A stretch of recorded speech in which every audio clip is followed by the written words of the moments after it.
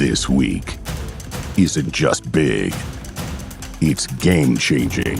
General Hospital. The morning sun cast a golden glow over Port Charles, but beneath its warmth, tension simmered like a storm waiting to break. At the church, the air was thick with forced smiles and unspoken grudges as family and friends gathered for Daisy's christening. It should have been a day of peace, a sacred moment. But in Port Charles, peace never lasted long. General Hospital had seen its share of drama, but today promised something darker. Outside the church, a dangerous standoff. Sonny Corinthos stepped outside, his expression carved from stone. Beside him, Carly Spencer lingered for a moment before he gave her a reassuring nod. "I'll take care of this," Sonny said quietly. Carly hesitated.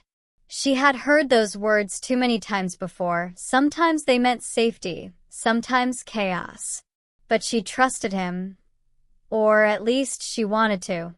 Outside, Natalia Ramirez stood waiting, her posture rigid, her eyes blazing with defiance. "You shouldn't be here," Sonny said, his voice low but firm. Natalia let out a bitter laugh. "Funny. I was just thinking the same thing about you." A tense silence followed. "You were supposed to be on that plane with me," Natalia continued, stepping closer. "That was the plan." Sonny's jaw tightened. "Plans change." "No," she snapped. "You changed them." Behind Sonny, one of his men shifted, ready to act at a moment's notice. The tension snapped like a stretched wire. "You need to leave," Sonny warned.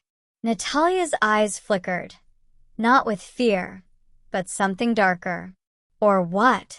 Sonny gave a subtle nod. His henchman moved instantly, grabbing Natalia's arm. She struggled, but not out of panic, out of fury. As she was pulled back, Natalia's voice cut through the air like a blade. "Get every blessing you deserve, Sonny." The words hung heavy, dripping with menace. It wasn't a blessing. It was a curse. Inside the church, a fragile celebration. Inside, the ceremony continued, blissfully unaware of the storm brewing just outside its doors. Baby Daisy was baptized, her tiny cries echoing through the sacred space. Family members smiled, clapped softly, and embraced. For a moment, everything felt normal. But in Port Charles, normal never lasted. Carly watched the ceremony with a distant gaze, her instincts screaming that something was wrong. Sonny returned shortly after, his expression carefully neutral. "It's handled," he whispered. But Carly knew better. Nothing with Sonny was ever truly handled. Charlie's pub, a fire ignites. Across town, Kristina Corinthos-Davis moved through Charlie's pub, organizing supplies in the stockroom. The familiar scent of wood and liquor filled the air. She paused, sensing something off. A faint smell. Smoke. Kristina frowned. "Hello." No answer. Then, a crackle. Her eyes widened as flames licked up the far wall, spreading with terrifying speed. "Oh my God!" The fire roared to life, devouring everything in its path. Kristina rushed toward the door, but a burning beam crashed down, blocking her escape. Panic surged. "Help!" she screamed, coughing as smoke filled her lungs. The heat intensified, suffocating, relentless. Outside, a passerby noticed the smoke and shouted for help. Within minutes, chaos erupted, sirens blaring, people gathering, firefighters rushing in. Inside, Kristina stumbled, her vision blurring. This couldn't be how it ended. Not like this. The Courtemain mansion, a marriage tested. Meanwhile, at the Courtemain estate, Brooklyn Courtemain paced anxiously. "This is getting out of control," she said, running a hand through her hair. Harrison Chase stood nearby, conflicted. I didn't have a choice, Chase replied. ADA Turner is building a case against Sonny. If I don't cooperate, you're putting yourself in the middle of something dangerous, Brooklyn interrupted. And dragging us down with you. Chase softened. I'm trying to protect us.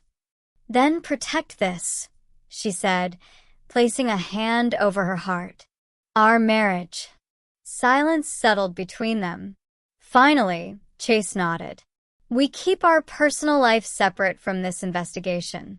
No matter what. Brooklyn studied him, searching for reassurance. Promise.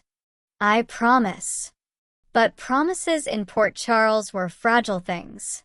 Curtis, Portia, and Jordan. Love and suspicion. At another corner of the city, tension simmered in a different way. Portia Robinson stood with arms crossed, her eyes locked on Jordan Ashford. You always have perfect timing, Portia said sharply. Jordan raised an eyebrow. Didn't realize I needed an invitation. Curtis Ashford stepped between them. Enough.